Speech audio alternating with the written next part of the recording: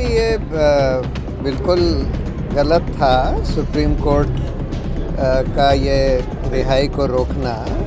ऐसी कोई टियरिंग हरी नहीं थी कि सैटरडे को ही इसकी सुनवाई कर ली जाती। सैटरडे को एक स्पेशल बेंच बना दी गई और वो भी अनफॉर्चुनेटली ऐसी बेंच बनाई गई जो लोग क्रिमिनल केसेस देख भी नहीं रहे थे, उनकी बेंच बना दी गई और उन्होंने तुरंत रिहाई रोक दी। और सिर्फ रोक ही नहीं दी, एक तरह से इंडेफिनेटली रोक दी है। अगर उनको रोकनी भी थी तो फिर ये कहते कि भाई ट्रायल कोर्ट या हाई कोर्ट ने सुनवाई तो सारे इश्यूज़ पे करी थी। इन्होंने तो ये कह के रोक दी कि भाई एक्विटल जो है टेक्निकल इशू पर है कि भाई सैंक्शन नहीं हुआ। और भाई जब हाई कोर्ट में सुनवाई मेरिट्स पर भी हुई थी तो ये कह सकते थे कि हाई कोर्ट मेरिट्स पर भी अपना फैसला सुना दे, तो हाई कोर्ट सुना देता, लेकिन वो भी नहीं किया। तो विद द रिजल्ट कि अब इंडेफिनेटली रोक दी गई है। सर मिसेस साइन की जो अभी मिसेस थी, उन्होंने मतलब कहा कि सिचुएशन बहुत ख़राब है, कभी भी उनकी तबीयत ख़राब हो सकती है, कुछ ऐसा उन्हें बैड न्यूज़ में मिल सकता है। जैसे हमने पहले फादर स्टेन की भी मतलब हमने बहुत बैड न्यूज़ वहाँ से सुनी थी।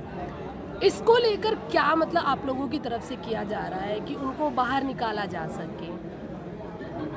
देखिए, मेडिकल बेल वाला इशू पहले भी कोर्ट में जा चुका है, लेकिन अनफॉर्चुनेटली उनको मेडिकल बेल भी नहीं दी गई। फिर ये तय हुआ था कि भाई अब केस जो है मेरिट्स पर सुनवाई के लिए तैयार है, तो मेरिट्स पर सुनवाई हो जानी चाहिए।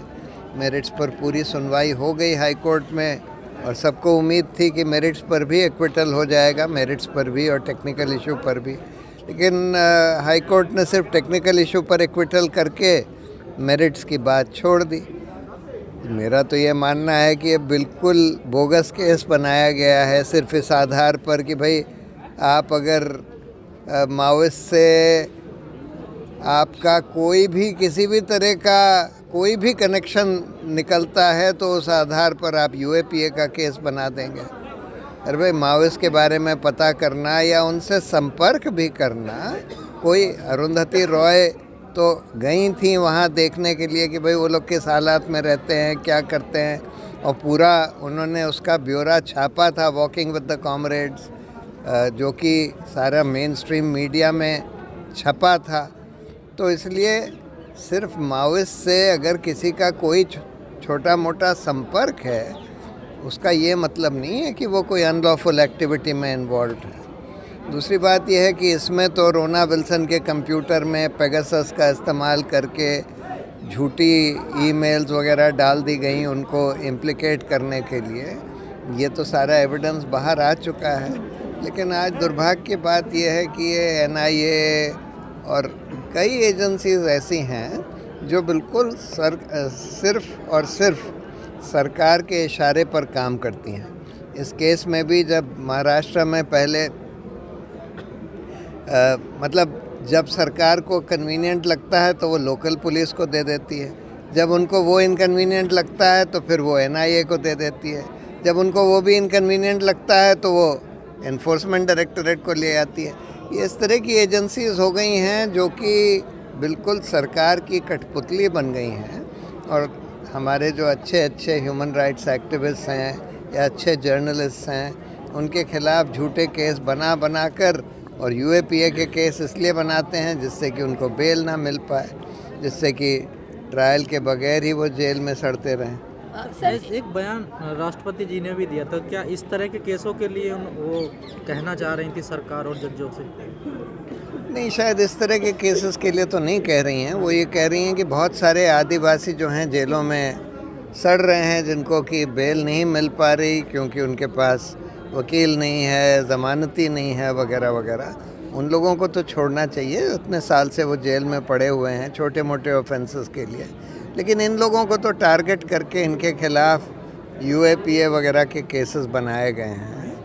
इन लोगों के बारे में शायद वो नहीं कह रही थी। सर एक सवाल है कि जैसे जो टाइम है अभी, एक तरफ देखा जा रहा है कि जहाँ बीजेपी के लोग हैं मतलब कुछ भी करे, कुछ दिन पहले त्यागी वाला केस था, महिला के साथ बदतमीजी, उन्हें निकाला गया, पूरा समाज आया, फिर उनको वापस भी मतलब बेल मिल गई, घर आए, लोगों ने ऐसा स्वागत किया। एक तरफ ये कैटेगरी, एक तरफ वो है जो समाज के लिए खड़े हैं और उन पे यूएपीए और तरह तरह के 124A 153 लगाए जा रहे हैं। कैसी सिचुएशन हो चुकी है देश में, मतलब 19 के देखिए बाद अब भी? तो रूल ऑफ लॉ करीब करीब खात्मे पर आ गया है।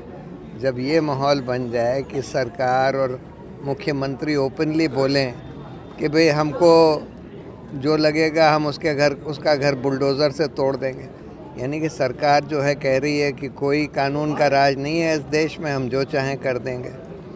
तो इसी तरह से वो कहते हैं कि जो हमारे लोग हैं, और इसीलिए बीजेपी को वॉशिंग मशीन कहा जाता है। जब ऑपोजिशन में होते हैं तो उनके खिलाफ ईडी और सीबीआई वगैरह को लगा दिया जाता है, जब वो भाजपा ज्वाइन कर लेते हैं तो तुरंत सारे केसेस ठंडे हो जाते हैं। ये तो हम रोज़ देख रहे हैं कि ये हो रहा है हिंदुस्तान में, और इसीलिए हम कहते हैं कि अब करीब करीब कानून का राज इस देश में इस सरकार के चलते हुए ख़त्म ही हो गया।